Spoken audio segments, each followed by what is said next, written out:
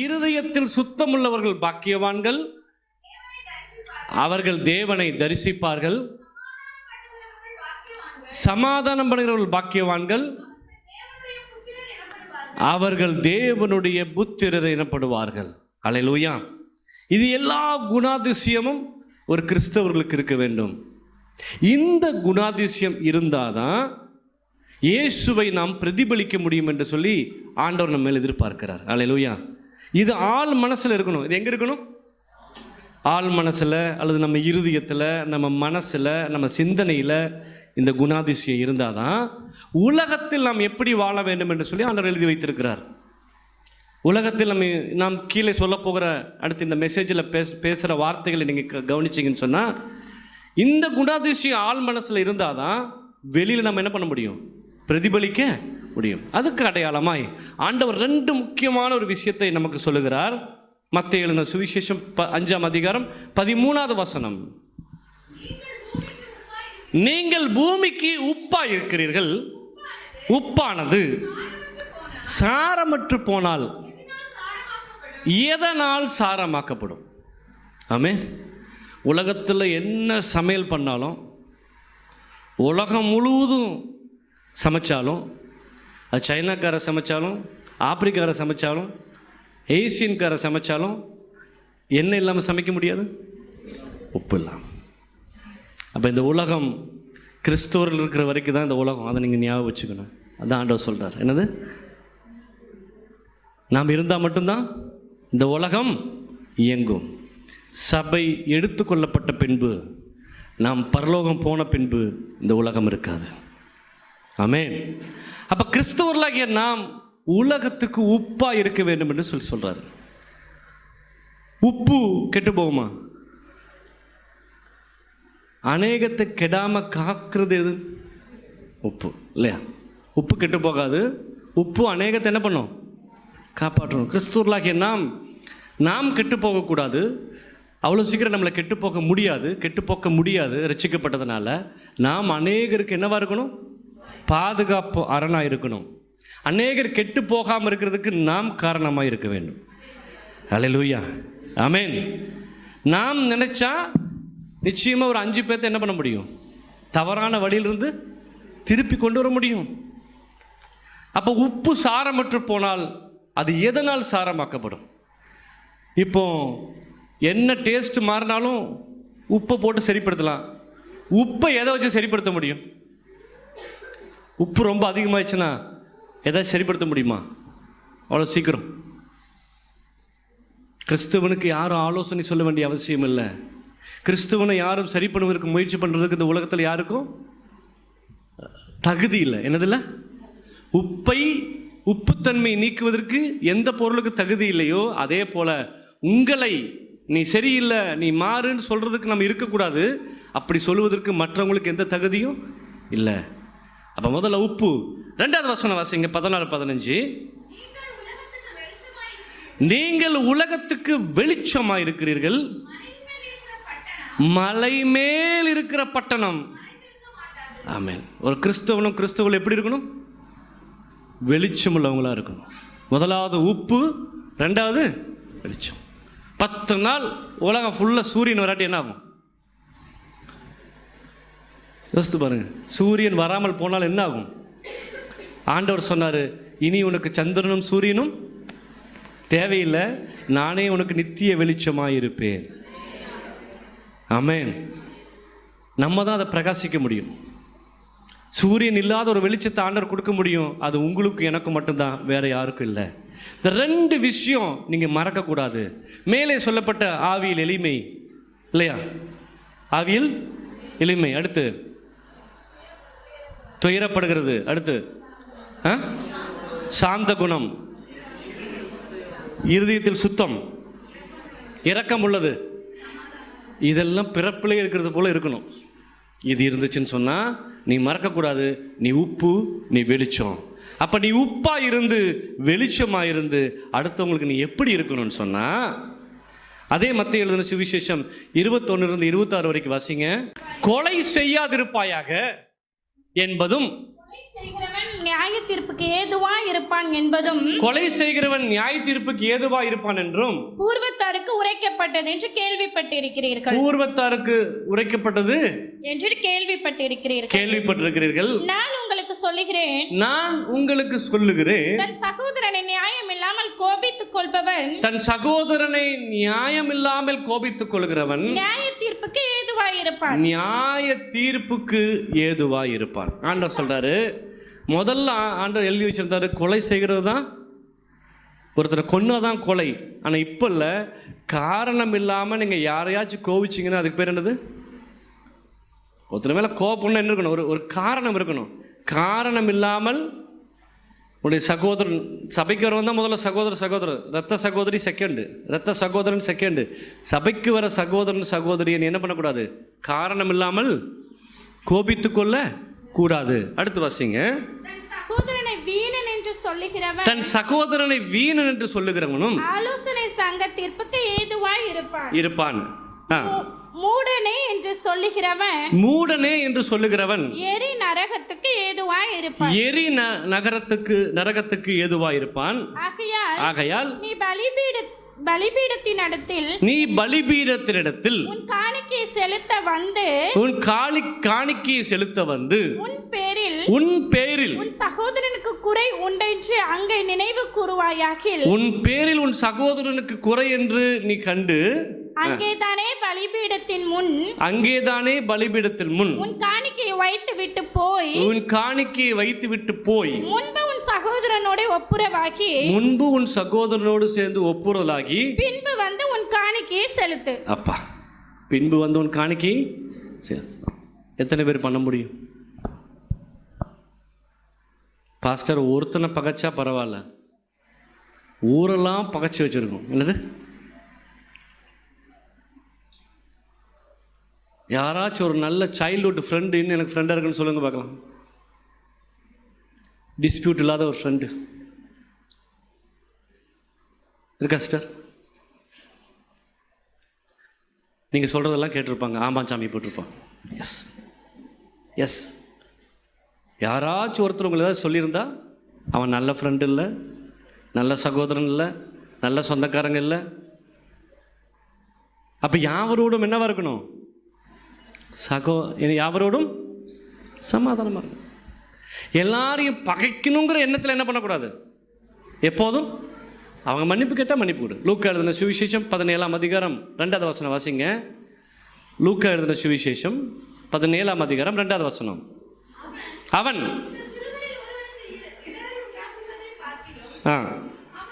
2வது வசனம்,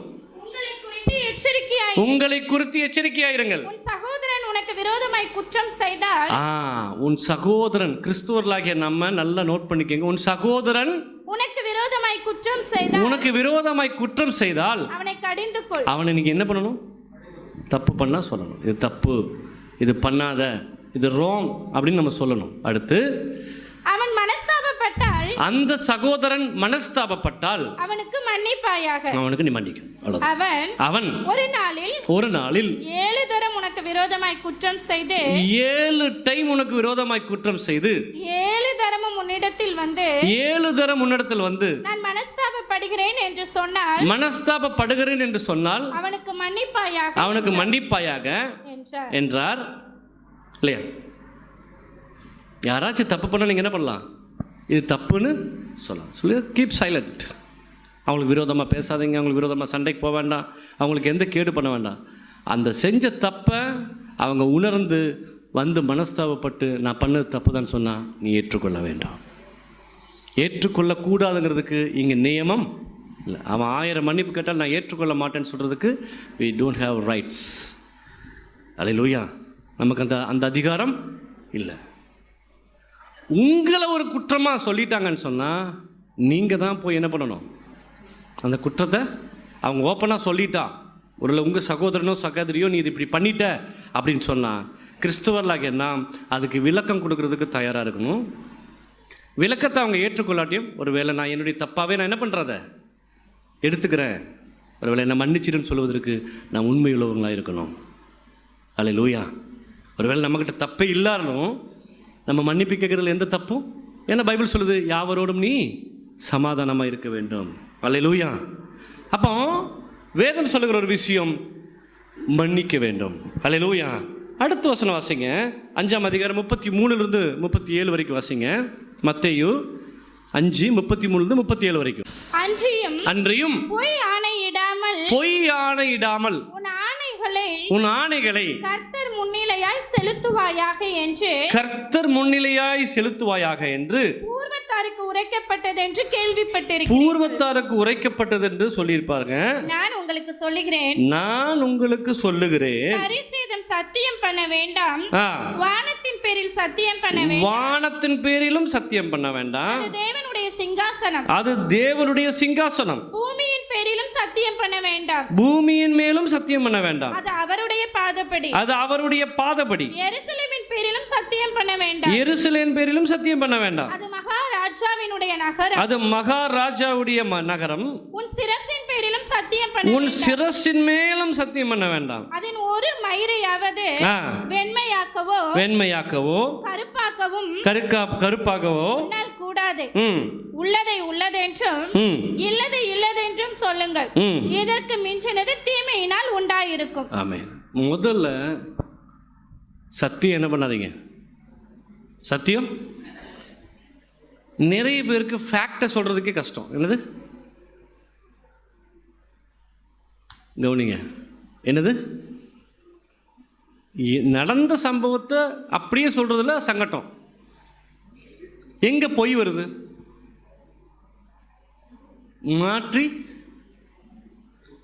மாற்றி சொல்லணும். அதுக்கு உண்மையை சொல்லிட்டு போகலாம். எனக்கு இஷ்டம் இல்லை, எனக்கு முடியல. நிறைய பேர் உண்மையாக பொய் சொல்கிறது எங்கே தெரியுமா? சர்ச்சில் தான் முதல் பொய் சொல்கிறது. ஏன் ஸ்டேஷன் இந்த வாரம் வரல, ஒரே உடம்பு சரியில்லைப்பா. அங்கே ஒரே அடிதடியாக இருந்திருக்கும். சர்ச்சுக்கு வராமல் கேட்டால் உடம்பு சரியில்லை பாஸ்டர். அப்புறம் கல்யாண வீட்டுக்கு போயிருப்பாங்க, அங்கே ஏதாச்சும் ஒரு கதை சொல்கிறது, அதுக்கு போயிட்டேன், இதுக்கு போயிட்டேன், ஊருக்கு போயிட்டேன். அப்போ உங்களுக்கு நம்பிக்கை இல்லை பார்த்தீங்களா? அது ஒரு ஆண்டவர் அங்கேருந்து பார்த்துட்ருக்குறாருன்னு. இங்கே போய் சொல்லி ஒரு பிரயோஜனம் இல்லை. அதுக்கு முன்னாடி பர்மிஷன் கேட்டலாம், பாஸ்டர் நான் இப்படி போகிறேன், நான் போகட்டுமா? உண்மை இல்லாத கிறிஸ்தவனா வாழ்ந்து ஒரு பிரயோஜனமும் இல்லை. பேருக்கு சர்ச்சுக்கு வராதிங்க. ஆண்டவர் அப்படி உங்களை யாரும் வளைச்சி வாங்கன்னு கூப்பிடல. இருந்தால் உண்மையாக இருக்கணும். உண்மையில் உனக்கு பரிபூர்ண ஆசீர்வாதம் கிடைக்கும் தான் வேதம் சொல்லுகிறது. அல்லேலூயா, ஆமென். ஃபஸ்ட்டு உண்மை. இங்கே ஆண்டவர் சொல்லுற சத்தியம் பண்ணாத, அடுத்து பொய் ஆணையிடாத. என்னது? வெளிப்படுத்தின விசேஷம் 21ஆம் அதிகாரம் 8வது வசனம் வாசிங்களேன். பயப்படுகிறவர்களும் அவிசுவாசிகளும் அருவருப்பானவர்களும் கொலைபாதகரும் விபச்சாரக்காரரும் சூனியக்காரரும் விக்கிரக ஆராதனைக்காரரும் பொய்யர் அனைவரும். என்னது? பொய்யர், லயர்ஸ். பொய்யர் அனைவரும் இரண்டாம் மரணமாகிய அக்னியும் கந்தகமும் எரிகிற கடலிலே பங்கடைவார்கள் என்றார். பொய் சொன்னா நீ நரகத்துக்கு போயிடுவ. மறந்துடாதீங்க, பொய் சொல்லாதீங்க. ஆமென். என்ன பண்ணக்கூடாது? முதல்ல உண்மை சொல்லணும்னு முதல்ல ஆரம்பிங்க. பொய் சொல்லாமல் இருக்கிறது செகண்ட். முதல்ல என்ன பண்ணணும்? உண்மை சொல்ல வேண்டும். முடிந்த அளவு நம்ம என்ன பண்ணணும்? உண்மை சொல்ல வேண்டும்னு சொல்லி நம்ம என்ன பண்ணணும்? முயற்சிக்கணும். பொய் நம்முடைய வாழ்க்கையில் என்ன பண்ணக்கூடாது? இருக்கக்கூடாது. பொய் இல்லாத ஒரு வாழ்க்கை வாழ்வதற்கு நம்ம என்ன பண்ணணும்?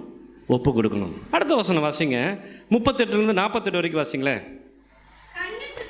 கண்ணுக்கு கண் பல்லுக்கு பல் என்று உரைக்கப்பட்டதை கேள்விப்பட்டிருக்கிறீர்கள் என்பதற்கு உரைக்கப்பட்டது கேள்விப்பட்டிருப்பீர்கள். நான் உங்களுக்கு சொல்லுகிறேன் தீமையோடு எதிர்த்து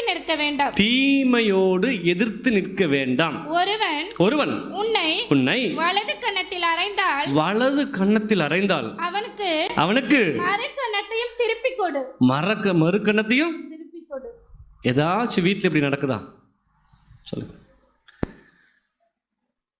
உண்மையாகவே சொல்கிறேன், ஹஸ்பண்ட் உங்களை அரைஞ்சாங்கன்னா இந்த பக்கத்தையும் காமிச்சிங்கன்னா அவர் அடிக்க மாட்டார்.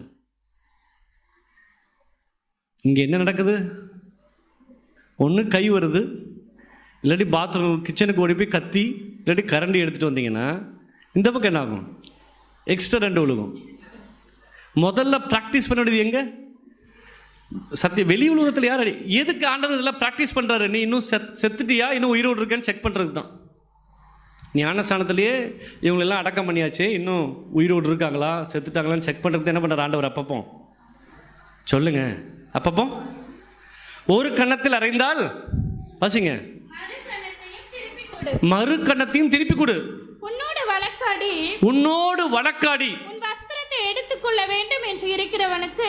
எதுக்காக வழக்காடுறாங்க? இங்க என்ன சொல்லியிருக்குது? உன்னோடு வழக்காடும் போது திருப்பி நீயும் வழக்காடு. அவன் கேட்பதை கொடுப்பதற்கு பதிலாக நீ என்ன பண்ண? அப்படி சொல்லப்படுறது. உன்னோடு வழக்காடினால், உன்னோடு வழக்காடி உன் வஸ்திரத்தை எடுத்துக்கொள்ள வேண்டும் என்று இருக்கிறவனுக்கு, உன் வஸ்திரத்தை எடுத்துக்கொள்ள வேண்டும் என்று இருக்கிறவனுக்கு உன் அங்கியையும் விட்டுவிடு. கூட இன்னொரு சட்டையை சேர்த்தி கொடு. இன்னொரு சட்டையும். நிறைய வீட்டில் பாத்திரம் கொடுத்தா திருப்பி வரதில்லை. அப்போ என்ன பண்ணணும்? நம்ம இன்னொரு பாத்திரத்தையும் வச்சுக்கோங்கன்னு கொண்டு போய் கொடுக்கணும். கரெக்டு தான் நான் சொல்கிறது. நம்ம அந்த முதல்ல அந்த பாத்திரத்தை எப்படி வாங்குறது தான் நம்ம முயற்சி பண்ணுறோமே தவிர, கொடுக்காட்டி பரவாயில்ல வச்சுக்கிட்டோம் இல்லையா? யோசித்து பாருங்க. வசனம் என்ன சொல்லுது? உன்னோடு வழக்காடி உன் வஸ்திரத்தை எடுத்துக்கொள்ள வேண்டும் என்று இருக்கிறவனுக்கு உன் அங்கியையும் விட்டுவிடு. அங்கியையும் விட்டுவிடு. ஒருவன் உன்னை ஒரு மைல் தூரம் வர பலவந்தம் பண்ணினான், உன்னை ஒரு மைல் தூரம் உன்னை நடக்க பலவந்தம் படுத்தினால் அவனோடு 2 மைல் தூரம் போ. 2 மைல் தூரம் போ. உன்னிடத்தில் கேட்கிறவனுக்கு கொடு. உன்னிடத்தில் கேட்கிறவனுக்கு கொடு. உன்னிடத்தில் கடன் வாங்க விரும்புகிறவனுக்கு முகம் கோணாதே. உன்னிடத்தில் கடன் வாங்க விரும்புகிறவனுக்கு நீ என்ன பண்ணாத? முகம் கோணாதே. முகம் கோணாத. உனக்கு அடுத்தவனை சிநேகித்து உன் சத்துருவை பகைப்பாயாக என்று சொல்லப்பட்டதை கேள்விப்பட்டிருப்பீர்கள். நான் உங்களுக்கு சொல்லுகிறேன், உங்கள் சத்துருக்களை சிநேகியுங்கள். உங்களை சபிக்கிறவர்களை ஆசீர்வதியுங்கள். உங்களை பகைக்கிறவர்களுக்கு நன்மை செய்யுங்கள். உங்கள் பகைக்கிறவர்களுக்கு நன்மை செய்யுங்கள். உங்களை நிந்திக்கிறவர்களுக்காகவும் உங்களை துன்பப்படுத்துகிறவர்களுக்காகவும் ஜெபம் பண்ணுங்கள். இப்படி செய்வதனால் நம்ம என்ன நினைச்சிட்டோம்? பாஸ்டர் என்கிட்ட சட்டை கேட்கவே இல்லை பாஸ்டர், சட்டை கேட்டால் நான் திருப்பி கொடுத்துருப்பேன், கண்டிப்பாக பண்ணியிருப்பேன். என்னை யாரும் இது வரைக்கும் அறையில, அரைஞ்சா நான் என்ன பண்ணியிருப்பேன்? திருப்பி அறைய மாட்டேன், நான் கொடுத்துருப்பேன். என்னை 1 மைல் தூரம் யாரும் என்னை வலுக்கட்டாயமாக என்னை நடத்த கூட்டிகிட்டு போகலை, அதனால் நானும் என்ன பண்ணல. இந்த மாதிரி சம்பவம் என் வாழ்க்கையில் சொல்லுங்க. ஹலோ, இந்த மாதிரி சம்பவம் இப்படி எடுத்துக்கலாம். பைபிளில் சொல்லப்பட்டிருக்கு, உன் வீட்டுக்கு கறிக்குழம்பு வரும்போது நீ கொடுப்பாயாக. அதுதான் ஃபஸ்ட்டு. இட்லி வரும்போது நான் கொடுக்கல, ஏன்னா அது கறிக்குழம்பு மட்டும்தான். இதை எது கூட நீ கம்பேர் பண்ணணும்? எது கூடலாம் நீ எடுத்து வச்சுக்கணும் இதை? அல்லேலூயா. உங்கள் வீட்டில் 2 நாள் தங்கறதுக்கு வராங்க சொந்தக்காரங்க, உன்னை ஒரு மைல் தூரம் வாசிங்க, 1 மைல் தூரம் உன் கூட பலவந்தப்படுத்தி, பலவந்தமாக 2 நாள் வந்து தங்கிட்டாங்க, 10 நாளாகவும் போக மாட்டேங்கிறாங்க. அப்போ ஆண்டவர் என்ன சொல்கிறாரு? இன்னும் ஒரு 5 நாள் வாங்க, புசிப்போம், குடிப்போம், சந்தோஷமாக இருப்போம், இன்னொரு 5 நாள் சொல்லுங்க என்ன பண்ணணும்? அல்லேலூயா. உங்களுக்கு கடன் கேட்குறவனுக்கு நீ என்ன பண்ணாத? முகம், அவன் திருப்பி கொடுப்பான்னு நினச்சி கொடுக்காத. ரொம்ப கஷ்டம் கிறிஸ்தவனா வாழ்கிறது. கிறிஸ்தவனா வேஷம் போடுறது ரொம்ப ஈஸி. அல்லேலூயா.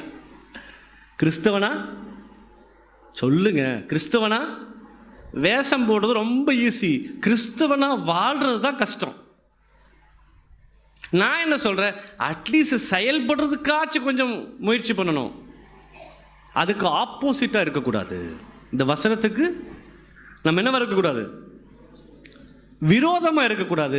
அட்லீஸ்ட் இதை ப்ராக்டிஸ் பண்ணுறதுக்கு கொஞ்சம் இதுக்குள்ளே தயாராகிறதுக்கு நம்மளை என்ன பண்ணணும்? நம்ம மனசை சொல்லுங்க. மேலே என்ன போட்டிருக்கு?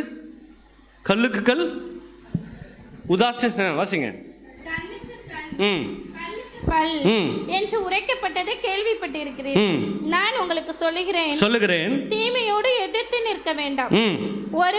ஒருவன் உன்னை வலது கன்னத்தில் அறைந்தால் அவனுக்கு மறு கன்னத்தையும் திருப்பிக் கொடு.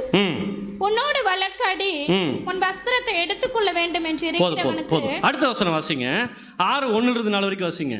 மனுஷர் காண வேண்டும் என்று அவர்களுக்கு முன்பாக உங்கள் தர்மத்தை செய்யாதபடிக்கு எச்சரிக்கையாயிருங்கள். செய்தால் பரலோகத்தில் இருக்கிற உங்கள் பிதாவினிடத்தில் உங்களுக்கு பலன் இல்லை. ஆகையால் நீ தர்மம் செய்யும் போது மனுஷரால் புகழப்படுவதற்கு மாயக்காரர் ஆலயங்களிலும் வீதிகளிலும் செய்வது போல உனக்கு முன்பாக தாரை ஊதுவியாதே. ஆமென். எங்கேயாச்சும் கல்யாண வீட்டுக்கு போனால் முதல்ல உங்கள் பேர் எழுதாதீங்க மொய்யில. என்ன போட்டிருக்கு? கல்யாண வீட்டுக்கு போனால் ஏன்னா எதுவுமே பேச மாட்டேங்கிறீங்க, எல்லாம் பண்ணிட்டு இருப்பீங்க போட்டிருக்கு, ஒன்றும் சத்தமே. அங்கே போய் லைனில் நிற்க வேண்டியது. அவங்க வீட்டுக்கார பேர் சத்தமாக எழுதிடுங்க. அவங்க காசை கொடுத்து எழுதிட்டாங்களான்னு பார்த்துட்டே இருப்பாங்க. எதுக்கு சொல்லுங்க? நீ தான தர்மம் பண்ணும்போது, உதவி பண்ணும்போது ஆண்டவர் சொல்றாரு, நீ ரகசியமாக பண்ணு. அல்லேலூயா. நீ இடது கை செய்ததை ஒரு பெரிய கிறிஸ்மஸ் விழா நடத்தினாங்க ஒரு 10-15 வருஷத்துக்கு முன்னாடி. அப்போ விஜயகாந்த் தான் அடுத்து முதலமைச்சர் ஆவார்னு சொல்லி கேள்விப்பட்டு நம்ம ஆளுங்கள்லாம் சேர்ந்து விஜயகாந்தை கூப்பிட்டு ஒரு கேக் கட் பண்ணி அவரை வந்து அன்னைக்கு சீஃப் கெஸ்ட்டாக கூப்பிட்டாங்க. இவருக்கு ரொம்ப சந்தோஷம், நிறைய கிரீடம்லாம் வச்சு. அப்போ அவர் சொல்கிறாரு, பைபிளில் எனக்கு ரொம்ப பிடிக்கும், பைபிளில் சொல்லப்பட்டிருக்கு, இடது கைக்கு தெரிஞ்சதை வலது கை செஞ்சதை இடது கைக்கு தெரியக்கூடாது. தான தர்மம் பண்ணுறது யாருக்கு செய்யக்கூடாது. நான் அப்படி தான் வாழ்கிறேன்னாரு. அப்படியே விட்டுருந்தா பரவாயில்ல. அவர் சொன்னார், போன மாதம் கூட ஒரு 10 பேர்த்துக்கு நான் வந்து தையல் மிஷின் வாங்கி கொடுத்தேன், நான் நிறைய பண்ணுறேன். அதுக்கப்புறம் ஒரு 100 பேர்த்துக்கு நான் வந்து 3 சக்கர வாகனம் வாங்கி கொடுத்தேன். போன வருஷம் கூட 100 பேர்த்துக்கு இலவச கை. அவர் சொல்கிறதெல்லாம், அவர் என்னெல்லாம் பண்ணுறாரு எல்லாம் சொல்லிட்டார். அவர் எப்படி ஆரம்பித்தார்? வலது கை செய்கிறத இல்லையா, நம்மளும் அறியாமல் நம்ம சொல்லிடுறோம். நம்ம அதை மாற வேண்டும். அல்லேலூயா. ஆமென். அப்போ தான தர்மம் பண்ணதை, உதவி பண்ணதை நம்ம எல்லாருக்கும் முன்னாடி என்ன பண்ணக்கூடாது? ஆண்டவர் தார ஊதியாத. என்னது? நீ செஞ்ச உதவியை தார தப்பட்டையோடு வந்து பண்ணுவாங்கள்ல, பார்த்துறீங்களா? இந்த மொய் செய்கிறதெல்லாம் மாமனார் வீட்டில் தார தப்பட்டையோடு வருவாங்க தெரியுங்களா? செய்கிறேன்னு காமிக்கிறதுக்கு. பாருங்கள், நான் எல்லாத்தையும் செஞ்சுட்டேன், இனி செய்கிறதுக்கு ஒன்றும் இல்லை. ஆண்டவர் ரொம்ப சிம்பிள். ஆண்டவர் எல்லாரும் ஏற்றுக்கொண்டாங்க. இந்த மாதிரி பேசும்போது தான் கல்லெறிய ஆரம்பித்தாங்க. எங்ககிட்ட வந்து நீ என்னையா பேசுகிற கேட்டால் தேவதூசனை சொல்கிறான், ஆண்டவருடைய பிள்ளைங்கிறான், இப்படிலாம் பேசுகிறான். இவன் ரொம்ப வருஷம் பண்ணிட்டு இருக்கிறத ஆண்டவர் குற்றச்சாட்டும் பொழுது அவங்களால என்ன பண்ண முடியல, ஏற்றுக்கொள்ள முடியல. இந்த வருஷம் வாசிங்க தொடர்ந்து. நீ தர்மம் செய்யும் போது மனுஷரால் புகழப்படுவதற்கு மாயக்காரர் ஆலயங்களிலும் வீதிகளிலும் செய்வது போல உனக்கு முன்பாக தாரை ஊதுவியாதே. அவர்கள் தங்கள் பலனை அடைந்து தீர்ந்தது என்று மெய்யாகவே உங்களுக்கு சொல்லுகிறேன். நீயோ தர்மம் செய்யும் போது தர்மம் அந்தரங்கமாய் இருப்பதாக உன் வலது கை செய்கிறது உன் இடது கை அறியாதிருக்க கடவுது. ஆமென். நேற்று ஒரு வீடியோ பார்த்தேன். அப்பாவை ஒய்ஃப் ஃபோன் பண்ணுறாங்க, சீக்கிரம் கொண்டு விட்டிங்களா அவங்க அப்பாவை, விட்டுட்டு உடனே வாங்க, சீக்கிரம் வாங்க. அப்பாவை எங்கே விட போகிறான்? அனாதை ஆசிரமத்தில் கொண்டு போய் என்ன பண்ண போகிறான்? விட போகிறான். நான் சொல்கிறேன், அப்பா இங்கே இருந்துக்குங்க, நான் போய் உள்ளே எல்லாம் எழுதிட்டு வந்துடுறேன். அவன் ரொம்ப நேரம் உள்ளே எழுதிட்டு இருக்கிறத பார்க்கும்போது அந்த காப்பக ஃபாதர் இவங்க அப்பாட்ட ரொம்ப நேரம் சகஜமாக பேசிகிட்டு இருக்கார். அப்போ இவன் எல்லாம் எழுதிட்டு வந்து கேட்குறான், ஃபாதர் எங்கள் அப்பா உங்களுக்கு ரொம்ப முன்னாடியே தெரியுமா? ரொம்ப நேரம் நீங்கள் 2 பேரும் பேசிகிட்டு இருந்தீங்க அப்படின்னு எனக்கு கேட்குறான். இப்போ அவர் சொல்கிறாரு, உங்கள் அப்பாவை எனக்கு ரொம்ப வருஷமாக தெரியும், 30 வருஷத்துக்கு முன்னாடி இங்கேருந்து ஒரு அனாதை பையனை வந்து அவர் கூட்டிகிட்டு போனார். அவன் தான் அனாதை பையன். அப்போ 30 வருஷமாக இவன் அனாதை பையன் யாரு அவங்க அப்பா என்ன பண்ணல அவனுக்கு சொல்லவில்லை. டென்மார்க்லேருந்து ஒரு 36 வயசு பையன் தமிழ்நாட்டுக்கு ஓடி வந்தார். அவனை வந்து சின்னதில் ஒரு ஃபாரினர் கூட்டு போய் வளர்க்குறாங்க டென்மார்க்கில். அவன் ரொம்ப வருஷமாக கேட்டிருக்கிறான், நான் மட்டும் கருப்பாக இருக்கிறேன், என் அண்ணன் தம்பியெல்லாம் வெள்ளையாக இருக்கிறாங்க, இப்போ நான் மட்டும் ஏன் கருப்பாக இருக்கிறேன் அப்படின்னு இங்கிலீஷில், அவனுக்கு தமிழும் தெரியாது. அவங்க அப்பா சாகிற வரைக்கும் சொல்லலை, வளர்த்த அப்பா சாகும்போது சொன்னாராம், நான் உன்னை இந்தியாவிலிருந்து என்ன பண்ணேன், தத்தெடுத்தேன், உன்னை இந்த அட்ரஸில் எடுத்தேன், உங்கள் அம்மா ஃபோட்டோ இது, உங்கள் அம்மா பேர் என்னன்னு சொல்லி அவர் சொல்லிட்டு செத்துட்டார். அப்போ இவனுக்கு அவங்க அம்மாவை பார்க்கணுன்னு ரொம்ப ஆசை. யோசித்து பாருங்க, 36 வருஷம் கழித்து தமிழ்நாட்டில் தெரு தெருவாக எல்லாருடைய ஹெல்ப்பையும் கேடி கடைசியில் கண்டுபிடிச்சிட்டான். ஒரு சின்ன குடிசை வீட்டுக்குள்ள போகிறோம், அவங்க அந்த அம்மாவுக்கு பேசுறது இவனுக்கு புரிய மாட்டேங்குது, இவன் பேசுறது எத்தனை அன்பு. யோசித்து பாருங்க. அப்போ அன்புக்கு மொழி தேவையில்லை இல்லையா? அன்புக்கு மொழி தேவையில்லை. இப்போதான் யாரும் தத்தெடுத்து வளர்க்குறதில்ல. தத்தெடுத்து வளர்க்குறவங்க கேள்விப்பட்டீங்களா? கிறிஸ்தவ எந்த ஹோம் இருந்துச்சு முதல்ல? கிறிஸ்துவ ஹோம் தான் இருந்துச்சு. தத்தெடுத்து வளர்க்குறதுக்கு நமக்கு அவ்வளோ சங்கட்டமாக இருக்கு. ஏன்? என் வாரிசு இருந்தால் தான் நான் தத்தெடுத்து வளர்ப்பேன், அப்படி இல்லை. தத்தெடுக்கிறதுக்கு நான் உங்களை மோட்டிவேட் பண்ணுறேன். அதுக்கு ஓப்பனாகவே சொல்லிடலாம், நீ என்னுடைய பிள்ளை இல்லை, என்னால் உன்னை எடுத்து அட்லீஸ்ட் அந்த அறிவோடு அந்த பிள்ளைக்கு என்ன பண்ணுவாங்க, நம்மளை பார்ப்பாங்க. சொந்த பிள்ளைங்க பார்க்காட்டி தத்து பிள்ளை என்னக்காச்சுன்னா நம்மளை என்ன பண்ணும், பார்க்கும். நம்ம வித்தியாசமான கிறிஸ்துவர்களாய் வாழ வேண்டும். நம் வாழுகிற வாழ்க்கை ஒரு அர்த்தமுள்ள வாழ்க்கையாக வாழ வேண்டும். ஹல்லேலூயா. அடுத்த வசனம் வாசிங்க, 6ஆம் அதிகாரம் 14-15 வரைக்கும் வாசிங்க. மனுஷருடைய தப்பிதங்களை நீங்கள் அவர்களுக்கு மன்னித்தால் உங்கள் பரமபிதா உங்களுக்கும் மன்னிப்பார். மனைவி வரலாம் கேட்க வேண்டிய வசனம், மனைவிகள்லாம் கேட்டு வைக்க வேண்டிய வசனம். எங்கள் தப்பிதெல்லாம் சீக்கிரம் நீங்கள் என்ன பண்ணுங்க, வாசிங்க, மன்னிச்சிருங்க. மனுஷருடைய தப்பிதங்களை நீங்கள் அவர்களுக்கு மன்னித்தால் உங்கள் பரமபிதா உங்களுக்கு மன்னிப்பார். மனுஷருடைய தப்பிதங்களை நீங்கள் அவர்களுக்கு மன்னியாதிருந்தால் உங்கள் பிதா உங்கள் தப்பிதங்களை மன்னியாதிருப்பார். இந்த வசனத்தை கேட்குற கணவன் மனைவி யாராக இருந்தாலும் உங்கள் மனைவி செஞ்ச எல்லா தப்பிதங்களையும் என்ன பண்ணணும், நீங்கள் மன்னிக்கணும். அதே போல் உங்கள் கணவன் செஞ்ச எல்லா தப்பிதங்களையும் என்ன பண்ணணும் சொல்லுங்கள், மன்னிக்க வேண்டும். கர்த்தர் நிமித்தம், கிறிஸ்துவின் நிமித்தம் அவர் ரட்சிக்கப்பட்டிருந்தால் நிச்சயமாக நீங்கள் என்ன பண்ணணும், இந்த மன்னிப்பை அவங்களுக்கு கொடுக்கணும். ஆனால் எத்தனை வருஷமாக அதை நம்ம உள்ளே வச்சுட்ருக்கோம். உங்கள் தப்பத்தை எவ்வளோ மன்னிப்பு கேட்டிருப்பீங்க ஆண்டவர்கிட்ட. நம்ம செஞ்ச தப்பை 16 வயசுல இருந்து ஆண்டவர் அதை மன்னிச்சிருங்க, இதை மன்னிச்சிருங்க. ஆண்டவர் சொல்கிறாரு, என்ன வசனம் 14, மனுஷருடைய தப்பிதங்களை நீங்கள் அவர்களுக்கு மன்னித்தால் உங்கள் பரமபிதா உங்களுக்கு மன்னிப்பார். ஓஹோ, அப்போ மன்னிக்க மாட்டாராம். என்ன பண்ண மாட்டாரா? நீங்க மன்னிச்சாதான் உன் தப்பிதத்தை என்ன பண்ணுவாராம், இல்லாட்டி என்ன பண்ணுவாராம், அதை தூக்கிட்டு வருவாராம். பார், நீ செய்த தவறை பார். அடுத்த வசனம், நீங்கள் உபவாசிக்கும் போது மாயக்காரரை போல முகவாடலாய். அது வேண்டாம். அதுலேயே மார்க் எழுதின சுவிசேஷம் 11ஆம் அதிகாரம் 25 வாசிங்க. மார்க் 11:25.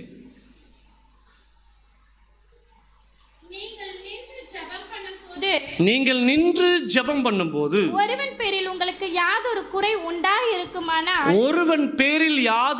உண்டாயிருந்தால் பரலோகத்தில் இருக்கிற உங்கள் பிதா உங்கள் தப்பிதங்களை உங்களுக்கு மன்னிக்கும்படிக்கு அந்த குறையை அவனுக்கு மன்னியுங்கள். ஆமென்.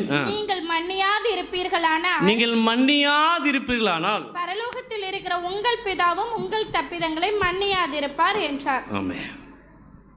அல்லேலூயா. அப்போ யார் பேராச்சும் ஒரு குறை இருந்தால் இன்றைக்கி ஒரு தீர்மானம் எடுத்து என்ன முயற்சி பண்ணணும் சொல்லுங்கள், மன்னிக்கிறதுக்கு சொல்லுங்கள். இது பேசவே மாட்டேங்கிறீங்க. இந்நேரம் இப்படி ஒரு பிரசங்கம் பண்ணணும்னு வச்சுக்கோங்க, அல்லேலூயா, நீ வாழ போகிற உனக்கு வீடு வாங்க போகிறேன்னா என்ன பண்ணியிருப்பா, எல்லாரும் கையை தொட்டி ஆராதனை பண்ணி. இதை மாறினா அது தானாக வரும். ஆமென். நம்முடைய தப்பிதங்களை சரிப்படுத்த நம்ம வாழ்க்கை மாறும். இதை மீறி எங்கேயும் ஓட முடியாது. இதுதான் சத்தியம். இந்த சத்தியத்தை மீறி நடந்தீங்கன்னா ஆண்டவர்களுக்கு மாறுபடுவார். மாறுபடுகிறவனுக்கு நான் மாறுபடுகிறவனா இருக்கிறேன்னு சொல்றாரு. எப்போதும் கண்களில் கண்ணீர் இருக்கணும். அது குற்றப்படுத்துகிற கண்ணீராக இருக்கக்கூடாது, மன்னிக்கிற கண்ணீராக இருக்கணும், ஏற்றுக்கொள்கிற மன்னிப்பாக இருக்கணும், யாவரோடு சமாதானமாய் போகிற கண்ணீராக இருக்கணும். சும்மா நீலி கண்ணீர் வைக்கக்கூடாது. நீலி கண்ணீர் தெரியுமா? முதல்ல கண்ணீர் சும்மா கண்ணீர் வடிச்சிட்டே இருக்குமா? நீல கண்ணீர் முதல்ல கண்ணீரில் தூக்கி வீசிட்டு நீ இன்னைக்கு விடுற கண்ணீர் ஒரிஜினல் கண்ணீராக இருக்கணும். ஆமென், அல்லேலூயா. யாவரோடும் சமாதானமாக இருப்போம், யாவரோடும் ஐக்கியமாக இருப்போம். அதுதான் வேற சொல்லுது. அடுத்த வசனம் வாசிங்க, 6ஆம் அதிகாரம் 19வது வசனம். மத்தேயு 6. பூமியிலே உங்களுக்கு பொக்கிஷங்களை சேர்த்து வைக்க வேண்டாம். பூமியில பொக்கிஷங்களை என்ன பண்ணாதீங்க? சேர்த்து வைக்காதீங்க. இங்கே பூச்சியும் துருவும் அவைகளை கெடுக்கும். இங்கே திருடரும் கண்ணமிட்டு திருடுவார்கள். பரலோகத்திலே உங்களுக்கு பொக்கிஷங்களை சேர்த்து வைங்கள். அங்கே பூச்சியாவது துருவாவது கெடுக்கிறதும் இல்லை, அங்கே திருடர் கண்ணமிட்டு திருடுகிறதும் இல்லை. உங்கள் பொக்கிஷம் எங்கே இருக்கிறதோ அங்கே உங்கள் இருதயமும் இருக்கும். அடுத்து, கண்ணானது சரீரத்தின் விளக்காய் இருக்கிறது. உன் கண் தெளிவாய் இருந்தால் உன் சரீரம் முழுவதும் வெளிச்சமாயிருக்கும். உன் கண் கெட்டதாய் இருந்தால் உன் சரீரம் முழுவதும் இருளாயிருக்கும். இப்படி உன்னில் உள்ள வெளிச்சம் இருளாய் இருந்தால் அவ்விருள் எவ்வளவு அதிகமாயிருக்கும். 2 எஜமான்களுக்கு ஊழியம் செய்ய ஒருவனாலும் கூடாது. ஒருவனை பகைத்து 25 வசிங்க.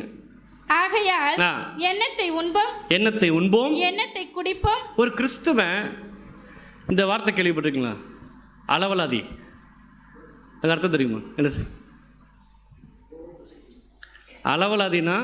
எல்லாம் எனக்கு தான், ஐயோ அது எனக்கு, இது எனக்கு, அது எனக்கு. அந்த அளவலாதி எதுவுமே இல்லைன்னு சொல்ல மாட்டான், எதுவும் வேண்டான்னு சொல்ல மாட்டான். பார்த்துருக்கீங்களா? இந்த சாப்பாட்டு மேஜையில் கரெக்டாக நீங்கள் இந்த விருந்துக்கெல்லாம் போனீங்கன்னா, கல்யாண வீட்டில் போனீங்கன்னா முதல் ஆளாக இருப்பான். ரசம் கொண்டு வாங்க, சாம்பார் கொண்டு வாங்க. அவன் யார், என்ன, எங்கே சாப்பிட்றோம் அதெல்லாம் தெரியாது. 3 டைம் 4 டைம் நல்லா திருப்தியாக சாப்பிட்டு எஞ்சி போவான். அவனுக்கு பேர் தான் அளவலாதி. என்னது? இந்த அளவலாதிங்கிற ஆளுக்கு உடையில் திருப்தி இருக்காது, அவன் வச்சிருக்கிறதுல எதுவுமே திருப்தி இருக்காது. பார்த்துருக்கீங்களா? திருப்தி படணும். முதல்ல என்ன பண்ணணும்? ஆமென். என்ன பண்ணணும்?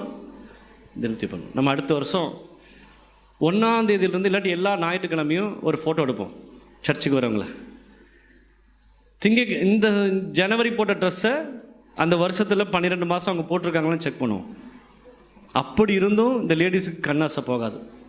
நீங்களே வந்து பாருங்கள் என்ன ட்ரெஸ் இருக்குது எங்கிட்டம்மா. அங்கே பார்த்தா அங்கே பீரோ ஃபுல்லாக நிரம்பி அடுத்த பீரோக்கு வந்துடும். நம்ம போட்ட சட்டையே துவைச்சு என்ன பண்ணணும்?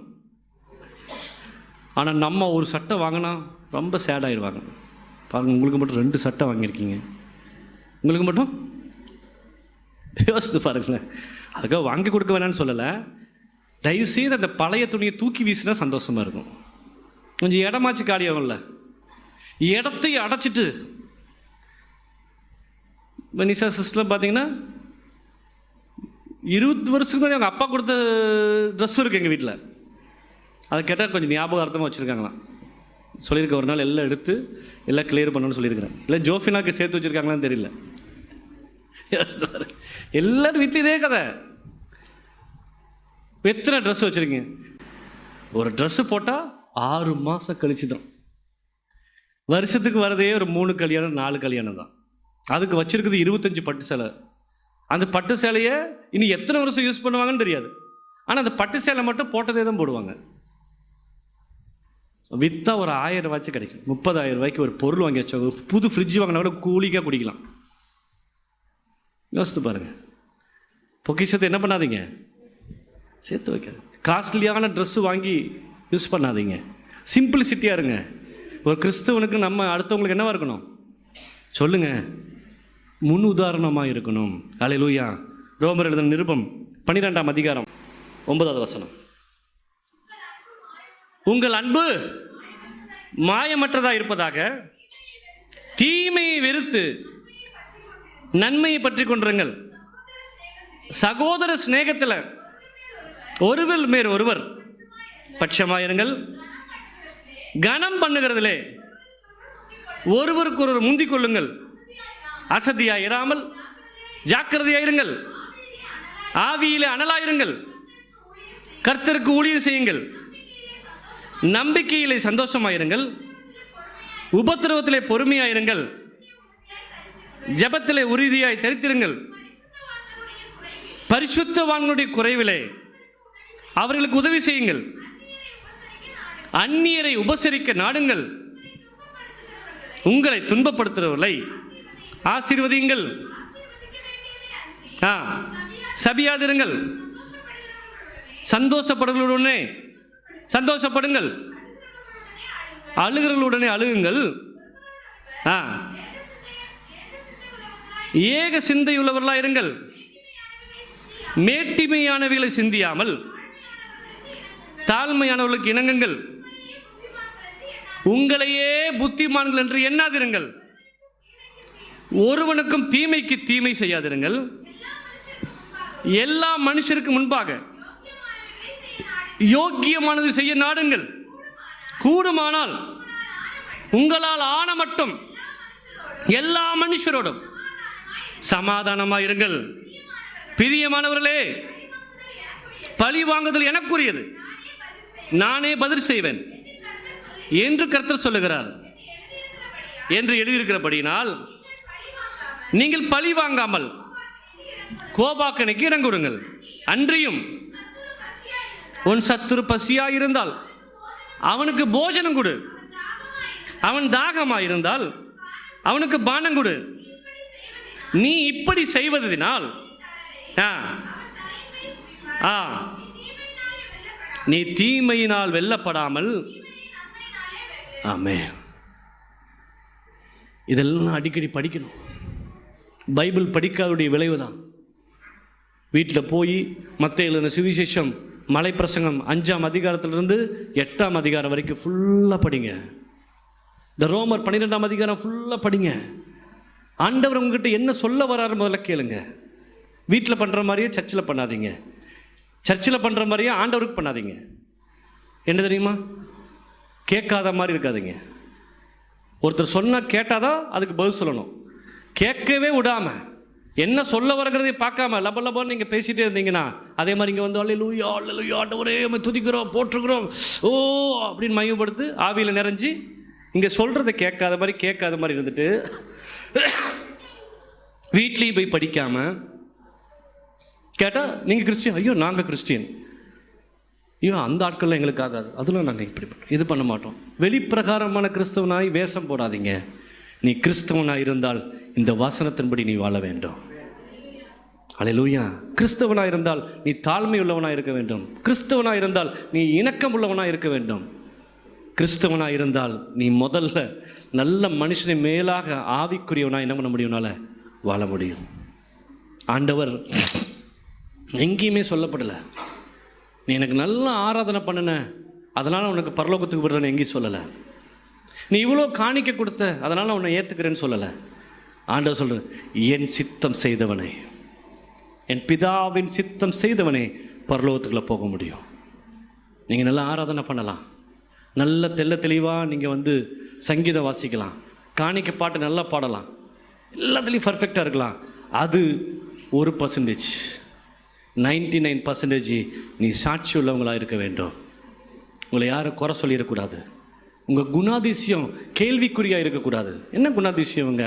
ஏன் இப்படி கோவப்படுறீங்க? ஏன் இப்படி வைராக்கியமாக இருக்கிறீங்க? ஏன் இப்படி ரொம்ப கசப்பாக இருக்கிறீங்க? ஏன் இப்படி சண்டைக்கு வரீங்க? ஏன் இப்படி கீழ்ப்படிய மாட்டேங்கிறீங்க? ஏன் இப்படி எதிர்த்து பேசுகிறீங்க? அப்படி உங்களை பிசாசு குற்றம் சாட்டினானா ஆண்டவர் உதவி செய்ய முடியாது. அல்லேலூயா. தெய்வ சமூகத்தில் அப்படி எந்திரிச்சு நின்று ஒரு விஷயம், ஒரு தீர்மானம் எடுங்க.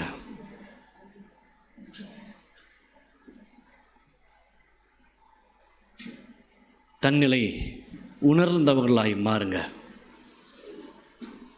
உன்னை கொண்டு சமாதான கேடு எங்கேயும் வரக்கூடாது. நீ இருக்கிற இடத்துல சமாதானம் இருக்கணும், நீ இருக்கிற இடத்துல சந்தோஷம் இருக்கணும், நீ இருக்கிற இடத்துல மகிழ்ச்சி இருக்கணும். உன்னை கொண்டு சமாதானமும் சந்தோஷமும் மகிழ்ச்சியும் இல்லாட்டி அது ஒன்றுக்கும் பிரயோஜனம் இல்லை. நீ உப்பு, சாரமற்ற உப்பு. நீ சாரமுள்ள உப்பாக இருக்கணும்.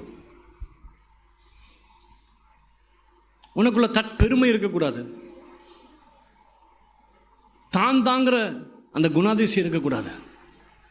உன் நிலைமை நீ யோசி. நீ யார் என்பதை நீ உணர்ந்து கொள். முதலில் நீ யார்? உனக்கு கொடுத்த எல்லா ஸ்தானங்களும் தெய்வம் உனக்கு பிச்சையாய் கொடுத்தது. நீ சம்பாதிக்கிற உன்னுடைய சம்பாத்தியம் தெய்வம் கொடுத்தது.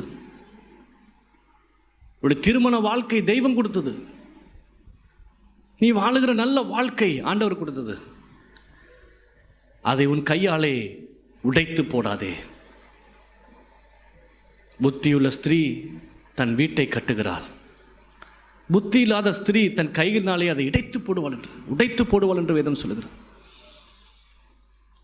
குடும்பத்தை கட்டுகிறவர்களாய் கணவனும் மனைவியும் இருக்க வேண்டும். பிள்ளைகளுக்கு முன்மாதிரியாக இருக்க வேண்டும். நம்ம எல்லாம் மனுஷர்கள், தவறுகள் நிறைந்த உலகத்தில் தான் வாழுகிறோம்.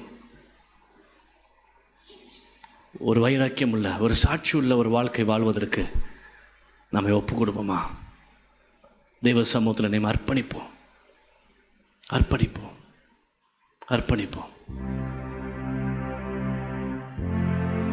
ஒரு தீர்மானம் எடுங்க. வசனம் சொல்லுவதுபடி வாழ்வதற்கு நம்மை ஒப்பு கொடுப்போம். விட்டு கொடுத்து போவதற்கு நீங்களுடைய சமர்ப்பணம் பண்ணுங்க. ஒருவேளை நீங்க கோபப்படுற ஆள் சபைக்கு வராத ஆளா இருக்கலாம். நீங்க கோபப்படுற ஆள் வேத வாசிப்பு இல்லாத ஆளா இருக்கலாம். நீங்க கோபப்படுற ஆள் ஆண்டவர்கிட்ட இன்னும் கிட்டி வராத ஆளா இருக்கலாம். ஆனா நீ அந்நிய பாஷை பேசுகிறவன், ஆவியில் நிறைகிறவன், தெய்வத்தை அறிந்தவன்.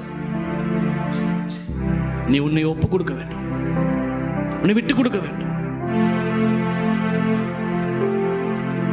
சமாதானமா இருக்கணும். Thank you Holy spirit.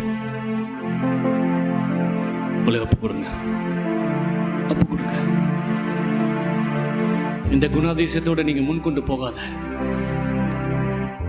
அது ரொம்ப கஷ்டம். உன் தவறுகளை நீ உணர்.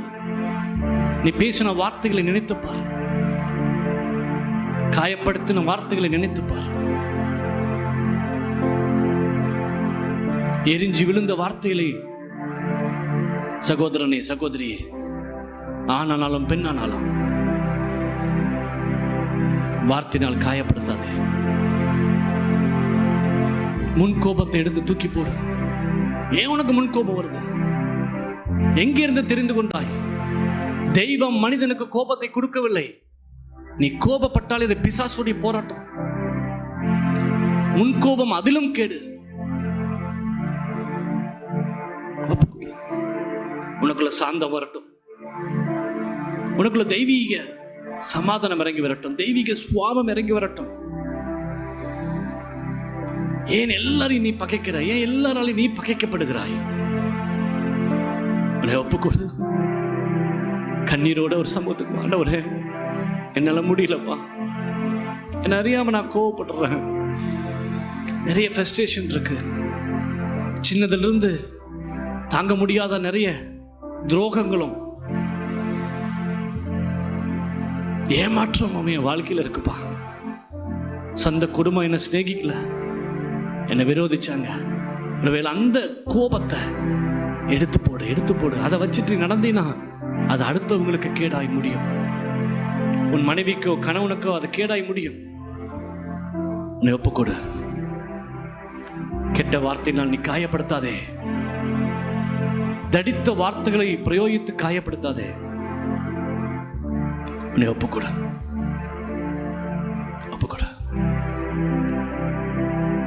தேவ சமோதரம். அவர் மன்னிக்கிறவர். அவர் உனக்கு உதவி செய்வார். தப்பிதங்களை ஆண்டவர்கிட்ட சொல்லு. இந்த மனுஷத்தை சொல்லி அழுகாத. கோபத்தை, நீ பட்ட கஷ்டத்தை ஆண்டவர்கிட்ட சொல்லி அழு. ஆண்டவரே எனக்கு ஒரு சொல்யூஷன் கொடுங்கப்பா, என்னை சாந்தப்படுத்துங்க. எனக்குள்ள வைராக்கியம் இருக்குது, எனக்குள்ள கோபம் வருது. இந்த கோபம் என்னை சாந்தப்படுத்த விடாம கிளறி விடுது. என்னை அறியாம நான் பேசிடுறேன். ஒப்பு கொடுங்க. இருதயத்தின் ஆழத்திலிருந்து தேவ சமூகத்தில் அர்ப்பணிப்போமா. வசனத்தை கேளு. பைபிள் வசனம் உனக்கு புதிதாக்கும். உபவாசம் போடு. பரிசுத்த ஆவிக்குள்ள தேவ சமுதிரம் அர்ப்பணி. உன்னை ஒப்புக்கொடு. சத்திய வேதம் பக்தரின் கீதம், சுத்தர்கள் போகும் பாதையின் தீபம், உத்தம மார்க்கம் காட்டும், உத்தம மார்க்கம் காட்டும். எத்தனை துன்பம் துயரம் வந்தும் பக்தனை தேற்றிடும் ஔஷதம். சத்திய வேதம் பக்தரின் கீதம், சுத்தர்கள் போகும் பாதையின் தீபம், உத்தம மார்க்கம் காட்டும், உத்தம மார்க்கத்தை உனக்கு காட்டும். நீத்தம் விரும்பும் கர்த்தர் வசனம், சுத்த பசும்போன் தெளிந்திடும் தேன். நீத்தம் விரும்பும் கர்த்தர் வசனம், சுத்த பசும்போல் தெளிந்திடும் தேன். இதயம் மகிழும் கண்கள் தெளியும், இருண்ட ஆத்மா உயிரடையும், இறந்த ஆத்மா உயிரடையும். சத்திய வேதம் பக்தரின் கீதம், சுத்தர்கள் போகும் பாதையின் தீபம், உத்தம மார்க்கம் காட்டும், உத்தம மார்க்கம் காட்டும். கர்த்தர் வசனம், கர்த்தருடைய வசனம் வல்ல சம்மட்டி கண்மலையும் நொறுக்கிடுமே. கர்த்தர் வசனம் வல்ல சம்மட்டி கண்மலையும் நொறுக்கிடுமே.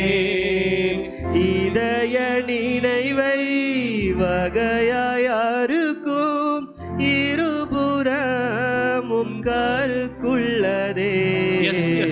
சத்திய வேதம் பக்தரின் கீதம், சுத்தர்கள் போகும் பாதையின் தீபம், உத்தம மார்க்கம் காட்டும், உத்தம மார்க்கம் காட்டும். உள்ளம் உதிக்கும் உறுதி அளிக்கும், கள்ள கபடம் எல்லாம் அகற்றும். உள்ளம் உதிக்கும் உறுதி அளிக்கும், கள்ளம் கபடம் எல்லாம் அகற்றும். கடிந்து கொள்ளும் கரைகள் கடிந்து கொள்ளும் கரைகளை எல்லாம் போக்கும், வழி நடத்தும். சத்திய வேதம் பக்தரின் கீதம், சுத்தர்கள் போகும் பாதையின் தீபம், உத்தம மார்க்கம் காட்டும், உத்தம மார்க்கம் காட்டும். கொடுப்பமா. சத்திய வேதம் பசும் பொன்னை போன்றது, சுத்தமானது, தெளித்தேனிலும் சுத்தமானது. அது ஒரு சம்மட்டி, உன் இருதயத்தை உடைக்கும், உன்னை சீர்படுத்தும், உன் கரைகள் எல்லாம் போக்கும். சத்திய வசனம் உன் வாழ்க்கைக்கு தீபமாய் அமையட்டும். பரிசுத்தமுள்ள நல்ல பிதாவை, நீங்கள் கூட பேசுனதுக்காய் ஸ்தோத்திரம். நாங்கள் உண்மை பிரதிபலிக்கட்டப்பா, இயேசுவை பிரதிபலிக்கிறவர்களாய் நாங்கள் மாறட்டும். இந்த வார்த்தை எங்களுடைய வாழ்க்கையில் எப்போதும் இருக்கட்டப்பா. உப்பாய் வெளிச்சமாய் நாங்கள் வாழட்டும். அர்ப்பணிக்கிறோம், நீர் பொறுப்படுத்திக் கொள்ளுங்க. இயேசுவின் நாமத்தை ஜெபிக்கிறோம் நல்ல பிதாவே, ஆமென். ஆமென். ஆத்துமாவே என் முழு உள்ளமே பரிசுத்த நாமத்தை ஸ்தோத்திரி. என் ஆத்துமாவே கர்த்தரை ஸ்தோத்திரி. அவர் செய்த சகல உபகாரங்களையும் மறவாதே. நம்முடைய கர்த்தராகிய இயேசு கிறிஸ்துவின் கிருபையும் பிதாவாகிய தேவனுடைய அன்பும் பரிசுத்த ஆவியுடைய அந்யோன்ய ஐக்கியமும் இன்றும் என்றும் சதா காலங்களோடு கூட இருப்பதாக. ஆமென். God bless you.